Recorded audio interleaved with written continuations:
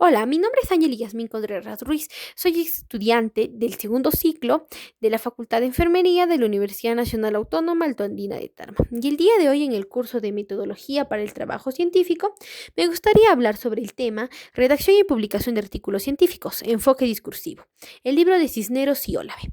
Para ello hablaremos sobre las recomendaciones para la composición de artículos de investigación, los cuales, según estos autores, está compuesto por 8. El primero es el título, el cual nos va a informar el tema. Responde a la pregunta: ¿de qué trata esencialmente el contenido? Va a etiquetar o nominar este trabajo, además de hacerlo visible y con una posible difusión. Además de ser la primera relación entre autor-investigador y sus lectores. Además de que va a invitar a estos a tener interés o desinterés por su trabajo. Se habla de su efectividad. Es un sintagma nominal. Presenta la coherencia global del texto. Según Cisneros, va a cumplir con las siguientes características. Debe ser breve, menos de un renglón. En APA simplemente se permiten 12 palabras máximas. Debe ser completo, es decir, un contenido general. Debe ser preciso y adecuado, contar con idea principal y objetivos. Debe ser concreto, evitar ambigüedades. Los errores que se cometen frecuentemente son los siguientes: abreviatura, paréntesis, extensión excesiva e innecesaria, fórmulas, gerundios, incoherencia global, laconismo excesivo, punto final, redundancias metodológicas, subtitulados y transposición de eventos comunicativos. El segundo factor del cual hablaremos son los autores, los cuales asumen responsabilidad de este documento. Deben seguir y cumplir con los requisitos formales y éticos. Ningún trabajo como este debe ser anónimo, ya que pasan por un proceso de arbitraje, es decir, un archivo independiente. Estos autores pueden generar discusiones o inquietudes en el arbitraje. Uno de estos factores y de los muchos que hablaremos, el primero es el prestigio de la coautoría. Puede tener una actitud positiva o negativa, ya que no hay un límite de autores. Mas de por sí a veces causa resistencia en los editores.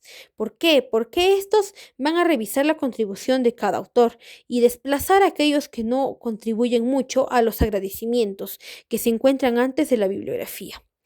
La categoría y la caracterización de esto es que es menor que la propia. ¿Por qué? Porque a veces anteriormente la coautoría se consideraba de menos mérito que la autoría propia.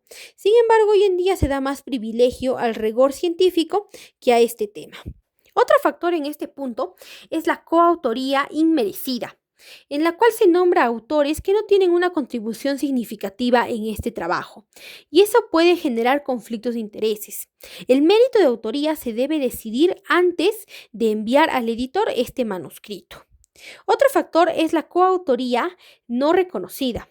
Esta es una falta grave, porque a veces se da por el problema al momento de la impresión, o a veces deja en evidencia cómo un colega deja de lado a otro. Luego se puede encontrar el desorden de coautoría, es decir, el orden en el que aparecen los autores es también el mérito en el que han trabajado. Es decir, el primer autor que te encuentras es el que ha aportado más en este trabajo. Es importante que los autores lo entiendan antes de entregar el manuscrito. Luego está la inconsistencia en la presentación del autor, ya que esta es la necesidad de generar homogenización en el nombre y apellido. Sucede cuando el autor solo coloca su primer nombre en la mayoría de sus trabajos anteriores y al momento de querer poner el segundo en futuros, se encuentra el problema de que lo confunden con otro autor. Otro tema a tener en cuenta en este factor es que cuando la inclusión de más datos nominales sea necesaria, por ejemplo, cuando el apellido del autor sea demasiado común que al momento de buscarlo se lo pueda confundir, se puede ligar dos apellidos por medio de un guión. Otro factor es la omisión de datos, ya que en muchas ocasiones se da por descuido de leer las políticas editoriales. Por ejemplo, a veces el editor simplemente considera los títulos académicos o profesionales, así como filiación institucional y la dirección de contacto. Aunque hoy en día se debe tener simplemente en cuenta la electrónica, email, y de que sea esta del primer autor. Además de que el editorial puede considerar un pie de página en el que hable sobre el origen sobre este artículo científico, además de una biodata o una breve referencia de la carrera académica del autor. Ahora llegamos al componente 3, el resumen, el cual también llamado sumario o sinopsis es la parte que sintetiza todo lo que se ha escrito en el artículo o debe presentar los aspectos más relevantes de este. Va a contestar a la pregunta, ¿qué contenido presenta el artículo? Además de que también nos sirve como una etiqueta para su visibilidad en buscadores electrónicos y bases de datos. Este resumen es una interacción que anticipa además al lector sobre de qué está caracterizado este trabajo. El lector está anticipado sobre de qué trata y sobre la manera de leerlo. Cuando se publica el resumen, es como un contrato de que el autor asegura publicar todo el artículo próximamente. Por ello es que los editores solicitan que este resumen se publique en conjunto con el título, la línea de autor y las palabras clave, además del conjunto de los primeros elementos que establecen relación entre el autor y sus lectores. Por otra parte, existe lo que son los abstracts, resúmenes o resumos. ¿Por qué? Porque este resumen se solicita que siempre tiene que estar en 3 idiomas, el español, el inglés, francés o portugués. Además de que estos debe pasar por una revisión exigente y no por páginas disponibles en Internet, porque aún no presentan una sintaxis necesaria. Y esto debe ser fiel al resumen en español. Definimos al resumen como la macroestructura del artículo, el cual está constituido a partir de las macroproposiciones que se infieren con macroreglas semánticas. ¿Y cuáles son estas macroreglas semánticas? Según Van Dijk y Kinch, las macroreglas son las siguientes: macroregla de supresión, macroregla de integración, macroregla de construcción y macroregla de generalización. Las macroproposiciones se organizan siguiendo la estructura IMRID, los cuales se elaboran de la siguiente manera: introducción, métodos e instrumentos, resultados y conclusión y o discursión. Este resumen debe oscilar entre unas 150 a 250 palabras, según cómo solicite la editorial, además de que debe mantenerse en un solo párrafo para mantener su implicidad. Además de que debe seguir con el proceso lógico de la investigación, es decir, problematización, operatividad, análisis, conclusión y cierre. Además de que siempre debe tener un equilibrio interno en sus segmentos. Es decir, si es que el editorial te pide 200 palabras, tú debes siempre tener parcialidad y que cada factor del IMRID contar con la misma cantidad de palabras. Los errores frecuentes que se encuentran en este componente son los siguientes: errores de modalización discursiva, imprecisión en las traducciones, inclusión de referencia a tablas y o figuras, inclusión de referencias y citas bibliográficas, incoherencia entre resumen y contenido, redacción en varios párrafos y la repetición del título en el artículo. La cuarta composición se trata de las palabras claves, lo cual nos dice que cumple la misma función del título, responde a la pregunta de qué trata el tema. Pero esto es más sintetizado todavía, ya que generalmente solamente tiene de 3 a 5 palabras, dependiendo con cada editorial. Además que son fundamentales cuando queremos encontrar este artículo al momento de buscarlo, ya que lo encontramos con estas palabras, sin la necesidad de incluir todo el título o de resumir. Cumple la misma función que el título y que el resumen, es decir, su importancia.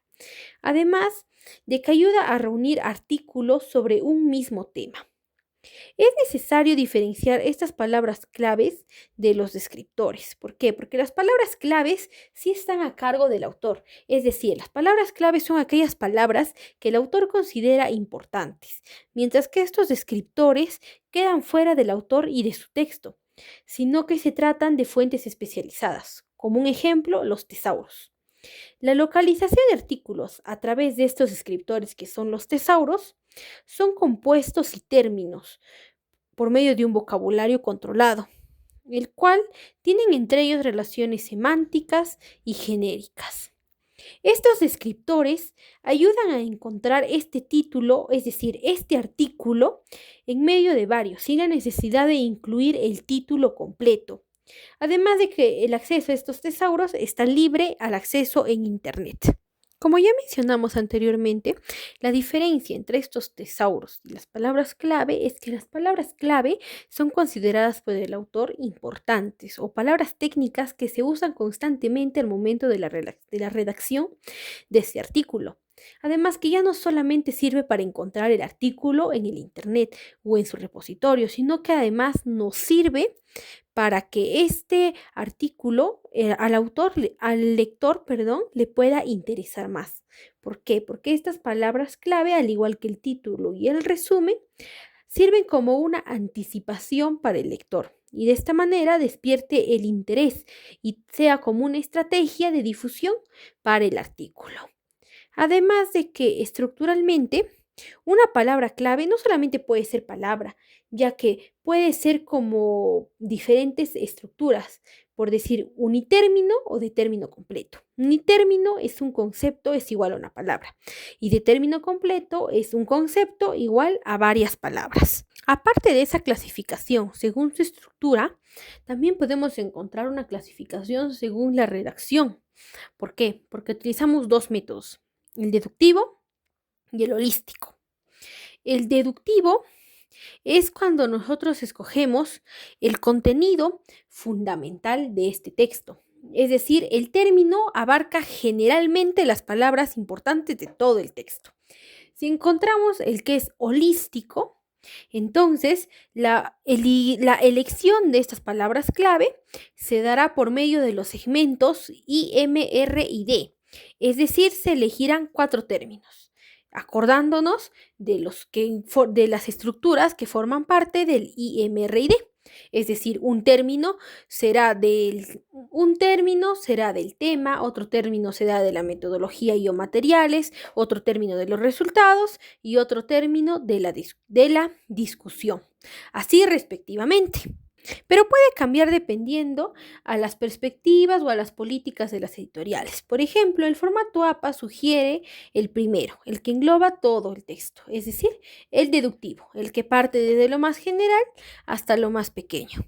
Al igual que los anteriores factores, también podemos encontrar sus errores frecuentes, los cuales son los siguientes. Emplear abreviaturas desconocidas, tener abreviaturas ambiguas que generan confusión, tener un exceso de palabras de poco contenido semántico, llamadas categorías gramaticales variables. Tener desorden en la presentación, es decir, generar una imagen de descuido que dañe la imagen del autor. Luego tenemos la distancia excesiva con el título. Entre el título y estas palabras clave debe ser un conjunto sólido. La inconsistencia de la selección y la selección sin tesauros. El quinto componente que encontramos es la introducción, el cual desde una perspectiva, la introducción, podemos definirlo como el primer segmento más largo, ya que los anteriores mencionados eran cortos, con pocas palabras, pero este es el más largo, además de que se encuentra más cerca al resumen que al desarrollo del trabajo. Además, podemos decir que la introducción se define también como la carta de presentación del artículo. ¿Por qué? Porque se puede definir también como otra manera de connotar la relación entre los lectores y el autor investigador. ¿Por qué? Ya que los lectores, que por decir quieran leer el artículo más rápido, pueden recurrir a la introducción, ya que es más largo que el resumen, pero al mismo tiempo resalta solamente lo necesario y no se explaya tanto como el desarrollo del artículo. Por ello es que es importante también exaltar su relación del lector con el autor investigador. Además que una introducción, a diferencia de las demás partes que tenemos, no es pues, además de las demás partes que tenemos, no tiene una estructura definida, pero sí consideramos 3 aspectos importantes que siempre deben tener, el cual es el objetivo general de la investigación, la relevancia del estudio y los antecedentes consultados. Así como esta redacción, también es importante que se mantenga en el tiempo verbal presente de indicativo. Es importante esto que hemos mencionado. Además de que debe mantener un orden de problematización, marco teórico, antecedentes, objetivos y estructura para poder dotar de lógica deductiva a este segmento que es la introducción. Además de que podemos decir que es un segmento un poco denso, con una densidad alta. ¿Por qué? Ya que incluye el tema y la justificación del planteamiento del problema a manera de contextualización.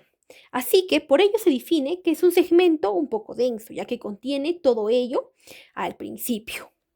No solo destacamos ello de la introducción, sino que también destacamos que el último párrafo de esta introducción es descriptivo y orientador para poder de esa manera generar discursos, resultados a base de esta introducción. Además que el lector también tiene pues una parte de advertencia por medio de esta introducción. ¿Cómo así? Pues podemos decir que una parte del resumen es también parte de la introducción.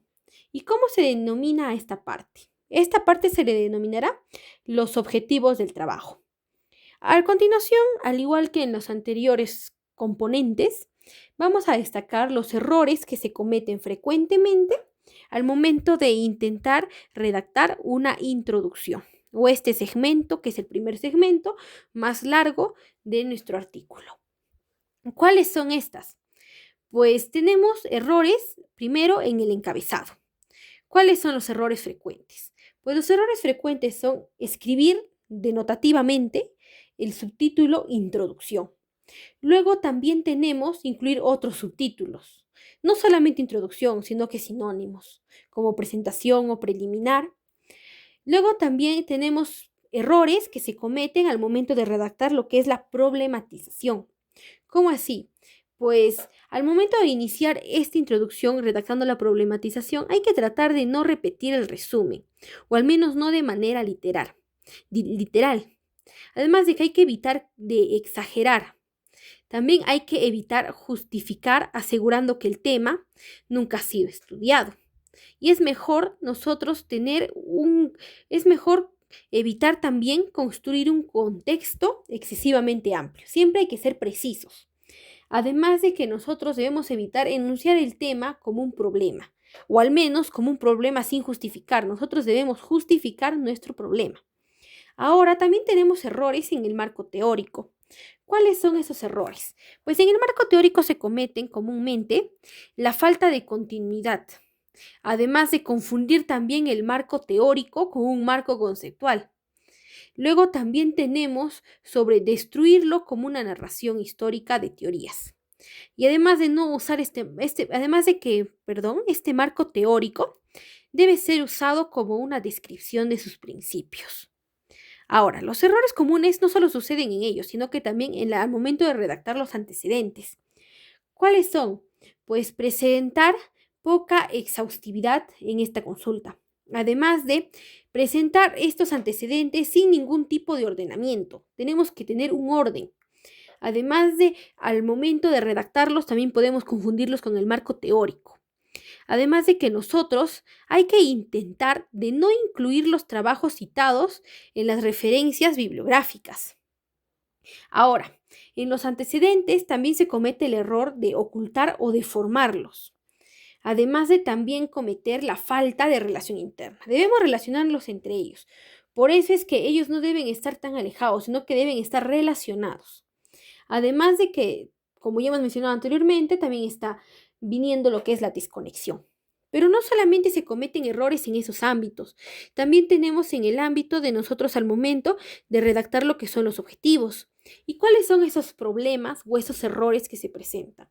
Pues es igual como en los antecedentes, la falta de continuidad, la falta de correspondencia ¿Por qué? Porque estos objetivos deben ser igual a los resultados. Es decir, tengo dos objetivos, tendré dos resultados y dos conclusiones. Siempre deben estar correspondidos. Además de que otro error en los objetivos es enumerarlos con viñetas. Errores en la estructura. Los errores en la estructura es entrar en detalles muy específicos. Hay que intentar nosotros utilizarlos sobre la metodología. Luego, la estructura también comete errores al momento de escribirlos en desorden. Acordarnos que siempre se debe mantener el orden.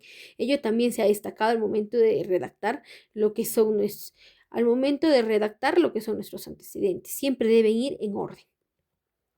Ahora, nosotros pasamos al otro componente. El otro componente, ya el sexto, es la metodología.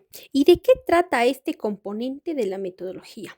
Pues aquí vamos a detallar lo que son los materiales y métodos que nosotros hemos empleado para recolectar datos. Los materiales son los objetos utilizados en el proceso, mientras que los métodos son más que nada para el procedimiento sistemático. Desde un punto de vista funcional, esta sección de metodología sirve para dotar de validez nuestro artículo. Pero también hay una manera en que el arbitraje va a evaluar la posibilidad de hacer un uso de carácter de reproductibilidad. ¿Qué es este carácter de reproductibilidad? Es en el que se ve la posibilidad de reproducir la investigación empleando idénticos materiales y métodos. Eso no quiere decir que nuestro artículo pues va a ser menos probable o que nuestro artículo no va a tener un contenido verificable, ya que aquí bien dice que es una probabilidad. O sea, que este arbitraje va a analizar que esta probabilidad sea 100% comprobada y que sus resultados no va a alejarse de los resultados que se ha obtenido verificablemente, sino que va a ser algo demasiado cercano, o sea, algo similar. Y en este momento, entonces, al ver que es demasiado similar, nosotros podemos destacar cómo se ve en dos puntos de investigaciones, en la investigación cuantitativa y en la investigación cualitativa. ¿Cuál es esta? Pues nos dice que los artículos que se reproducen por esta probabilidad de reproductibilidad resultan ser muy transparentes en la investigación cuantitativa. Pero si nosotros queremos usarlo para unos estudios cualitativos, debemos revisarlos con prudencia. Al igual que lo anterior, este componente también tiene un nivel de estructura, el cual se va a componer por tres partes importantes.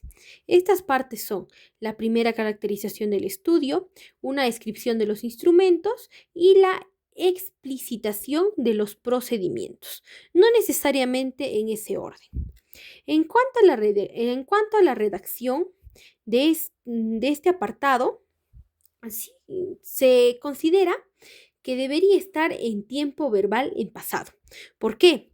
Porque esto se supone que son los resultados que se han obtenido de estudios, la recolección de datos que nosotros podemos asegurar que son verificables. Además de que también deben predominar los modos de organización explicativa. ¿Para qué? Para la caracterización y para los instrumentos que nosotros utilizamos al momento de narrar este apartado, por medio de sus procedimientos. Ahora, para detallar mejor lo que es el apartado de caracterización, nosotros podemos decir que este apartado de caracterización nos sirve para definir el tipo de investigación que se va a utilizar. Aparte de que podemos decir que la tipología que explicite la clase de estudio, enfoque y tipo de método es importante. ¿Por qué? Porque esto va a servir para que nosotros podamos delimitar los resultados que tenemos, ya que nosotros hemos ido con un interés y con un enfoque, y por eso reducir los resultados a aquel interés. Además que la manera de que el autor va a justificar sus decisiones para elegir estos instrumentos para poder obtener esta recolección de datos, va a plantearse diversas preguntas, las cuales van a servir para describir estos instrumentos. Ahora, a diferencia del apartado de caracterización, tenemos lo que es el apartado de procedimiento. Este va a corresponder a lo que es la narración. Entonces, ¿qué es la narración? Se va a definir a un orden. Es decir, que como toda intervención científica, debe responder al uso de una o varias técnicas. Pero esto no lo hace en desorden, sino que debe hacerlo siguiendo un orden cronológico, fases o pasos de ejecución, para relatar el procedimiento que ha ejecutado. Y ahora, al interior de cada uno de estos apartados, que nosotros hemos ya dicho, lo cuales son la caracterización y lo que es el apartado de la narración, entonces nosotros podemos decir que al interior de estos se puede requerir lo que son subtítulos, sobre todo para lo que son metodologías, ¿no? Pero no solo de este elemento que son los subtitulados, sino que también a veces, como es un apartado de procedimiento, como es un apartado de métodos, a veces requiere de tablas y o figuras para poder explicar lo que nosotros queremos dar a entender. Y ahora, como ya hemos visto anteriormente en los otros componentes, también aquí vamos a ver sus errores frecuentes. Pero también tiene en sus ciertas categorías, ¿no? El momento de la narración. Entonces, ¿cuáles son esas? Tenemos en la caracterización. ¿Cuáles errores? Pues tenemos lo de conceptualizar, pero equivocadamente. Luego tenemos la enmarcación errónea de una investigación. En la sección de instrumentos, sus errores frecuentes son la imprecisión espacial, temporal o instrumental. Es decir, nosotros tenemos una ambigüedad, es decir, no nos dejamos entender claramente. Ahora, otro error también son el usar marcas registradas en vez de genéricos. Caracterizar problemas, la muestra u omitirlo. Luego también tenemos lo que es la falta de representatividad.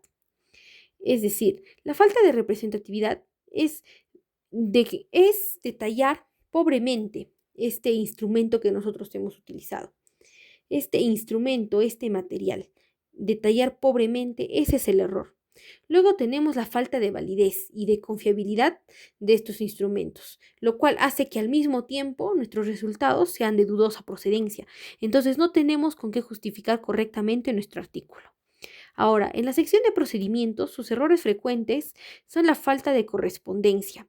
Es decir, como ya hemos explicado en un error anterior, podemos decir no, sino que aquí nos dice falta de correspondencia. Entonces, debe haber interacción, o sea, debe haber relación entre instrumentos y procedimientos. Es decir, si yo hago este procedimiento, debe haber un instrumento para esto. Si yo tengo un instrumento, debe haber un procedimiento para aquello.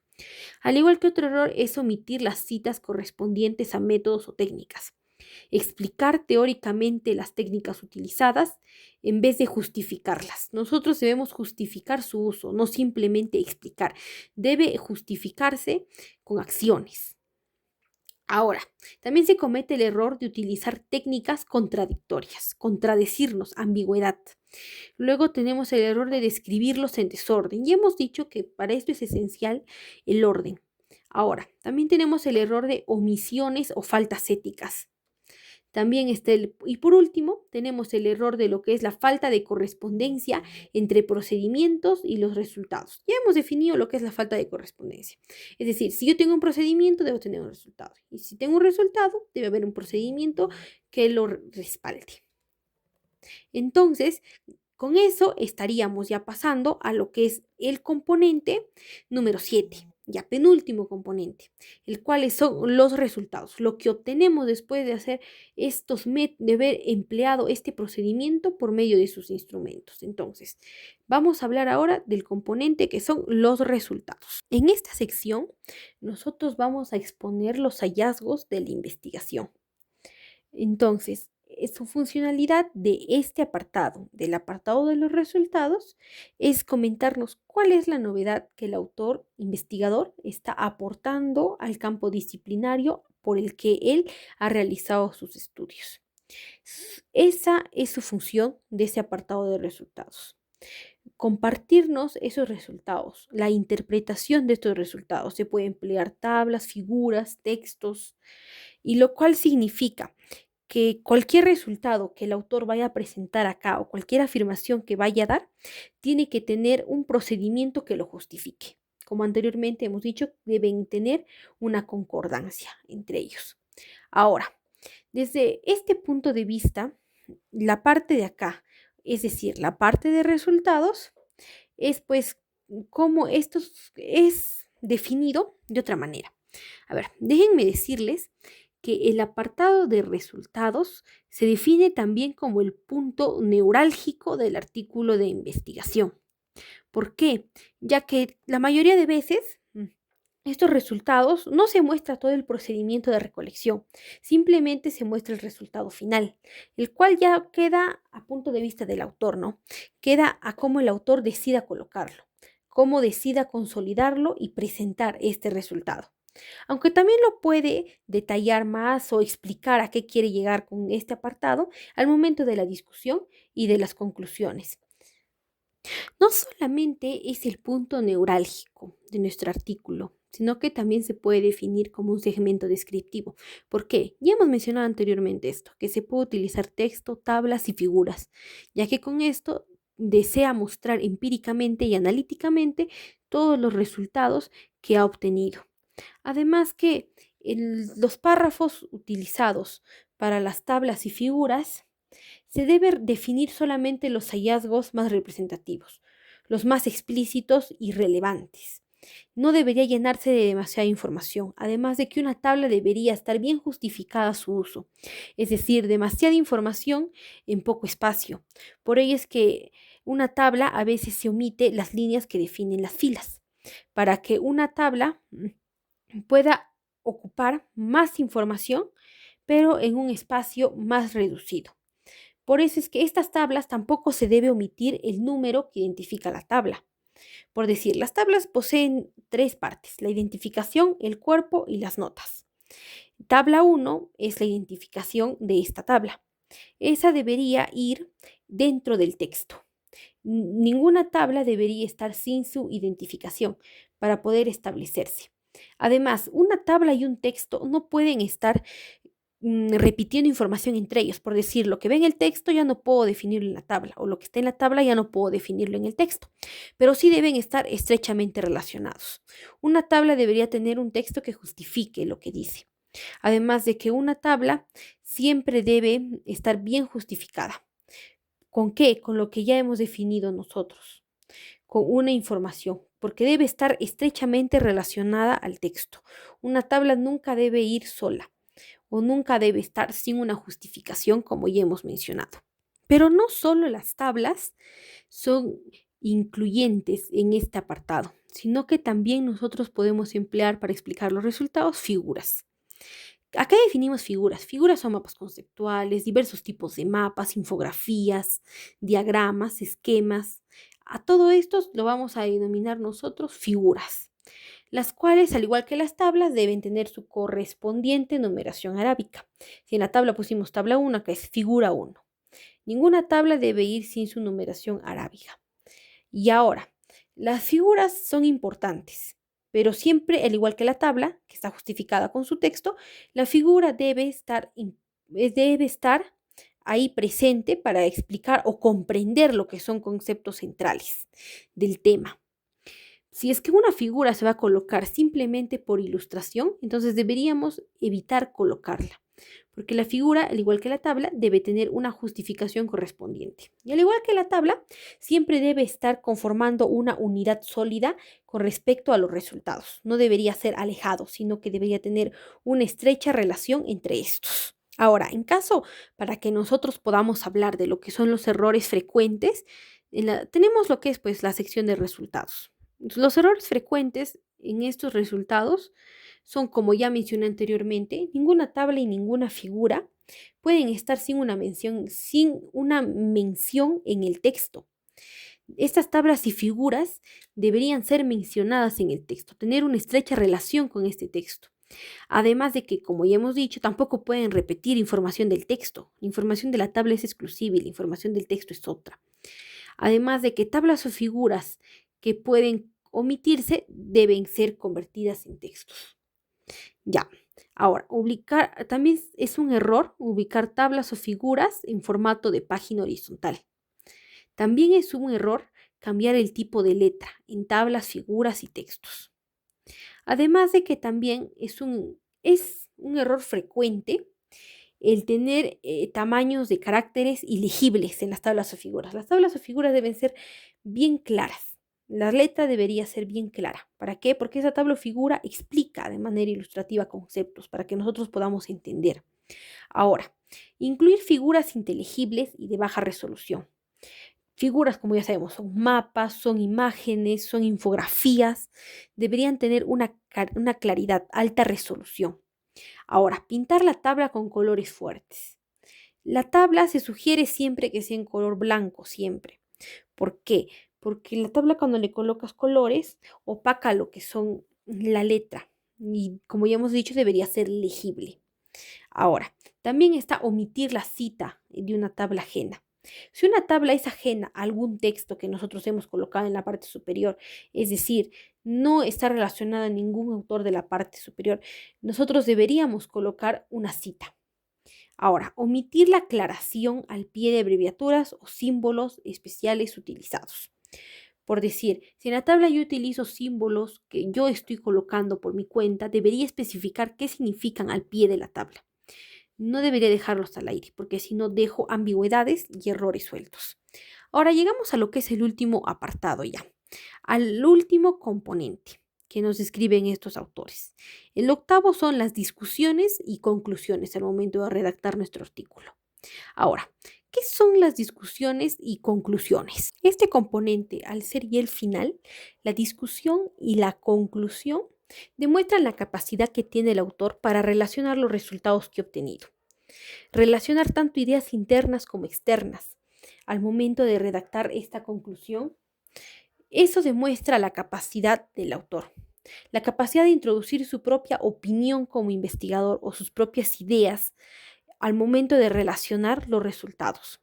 Este es un momento clave en la revisión del arbitraje, ya que para escritores novatos o investigadores novatos se hace difícil esta parte. ¿Por qué? Porque ellos se dedican simplemente a enumerar lo que son los resultados obtenidos.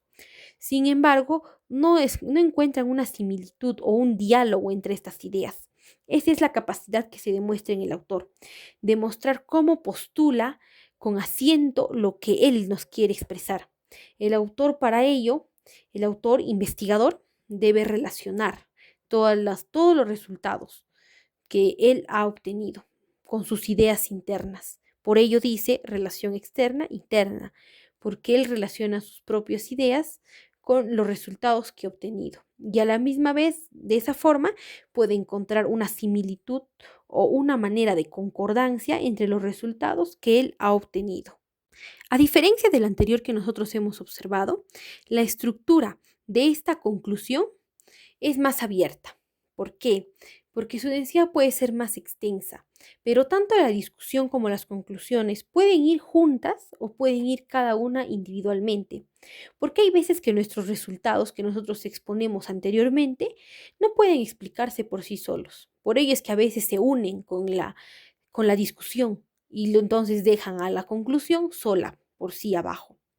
Pero entonces, pero eso es entonces lo que nosotros queremos definir, que tanto la conclusión como la discusión pueden ir juntas como pueden ir separadas, pero se redactan bajo un modo de organización argumentativo. Con lo cual, es decir, el autor va a poder él imponer o bueno, no imponer, sino defender el argumento que él tiene o defender los resultados. Para ello es que él incluye lo que es la discusión en los resultados, ya que hay veces que, como digo, los resultados no pueden exponerse netamente por sí solos. Por ello es que van acompañados. Y ahora, en esta sesión de los resultados y discusión, tenemos tres dimensiones, el cual es la interpretación de los resultados, significación de lo interpretado y proyección del estudio, ya que en ellos va a predominar el análisis racional de estos datos. Además que se va a integrar en el marco teórico los objetivos y las hipótesis. a los hallazgos realizados. Entonces, podemos decir que esta conclusión y discusiones se define como una interpretación o una lectura de los resultados que nosotros hemos obtenido, pero una lectura desde marcos teóricos y conceptuales determinados. Entonces, nosotros podemos asegurar en base a ello que una buena conclusión es un artículo, una buena conclusión se caracteriza por tener diálogos razonados. ¿Por qué? Porque está lleno de argumentos, pero argumentos que mezclan la certeza con la incertidumbre. Solamente de esa manera somos capaces de encontrar nuevos saberes en esta disciplina, ya que mezcla los resultados, las certezas que ha tenido con nuevas preguntas, con nuevas incertidumbres que le surgen. Y de esa manera puede construir nuevos saberes en base a su investigación. Esa es una buena conclusión en un artículo. Ahora, como hemos hecho anteriormente, ya para terminar, vamos a hablar sobre los errores frecuentes que presentan estas conclusiones y discusiones. En el apartado de la interpretación de estos resultados, los errores frecuentes que nosotros podemos encontrar son el limitarse a asumir el trabajo, es decir, a resumir el trabajo en este apartado. Es decir, en este apartado, como ya hemos mencionado, no tenemos por qué achicar o no tenemos por qué resumir tanto lo que queremos explicar. Por ello es que a veces se pasa la discusión a la parte de resultados. Ahora, también es un error sobreinterpretar los datos o hechos. Es decir, nosotros tenemos que hacerlo básicamente, los resultados, interpretarlos a lo que nosotros ya hemos experimentado, los resultados que ya hemos obtenido. No hay por qué sacar conclusiones o hipótesis que no sean bien justificadas o que no estén suficientes. También es un error omitir relaciones importantes para la demostración de la hipótesis. Nosotros debemos resaltar lo que es más relevante. Ahora, también es un error abrir varias polémicas sin profundizar ninguna de ellas. Para poder iniciar una nueva polémica, primero debemos indagar bien en la primera que nos hemos realizado. Ahora, también es un error forzar los datos a la teoría o viceversa. En el apartado de lo que es significación, tenemos los siguientes errores. Iniciar el párrafo con frases obvias como en conclusión, la conclusión es. Deberíamos empezar con cosas nuevas para hacer pensar al lector. Ahora, otro error es omitir la mención de antecedentes fácilmente reconocibles, es decir, la falta de rigor. Ahora, también tenemos lo que es replicar estudios sin presentar avances o ningún tipo de novedad. Ahora, entonces, ¿qué nos quiere decir esto? ¿Qué nos quiere decir este hecho de replicar estudios sin presentar avances? Es decir, que nuestra investigación siempre debe presentar algo nuevo, una novedad, para la disciplina para la que nosotros estamos investigando, porque si no la investigación sería en vano y no tiene resultados probables. Otro error es desviar el trabajo de sus objetivos principales. Debemos delimitar, debemos ir con un objetivo previo, porque si no los resultados son muchos y no se pueden limitar y de esa manera no se puede sacar una conclusión o no se puede interpretar de una manera correcta. Ahora, en el hecho de la proyección también tenemos errores. ¿Cuáles son? Ser categóricos o absolutistas. Luego, presentar resultados que desbordan las limitaciones del estudio. Por último, tenemos el error de confundir la conclusión del trabajo específico con la conclusión o cierre del tema. Y eso sería todo. Eso sería todo lo que teníamos que explicar sobre los componentes para poder nosotros redactar correctamente un artículo de investigación científica, según a los autores que ya hemos mencionado anteriormente, Cisneros y Olave, en su libro Redacción y publicación de artículos científicos, Enfoque discursivo. Gracias.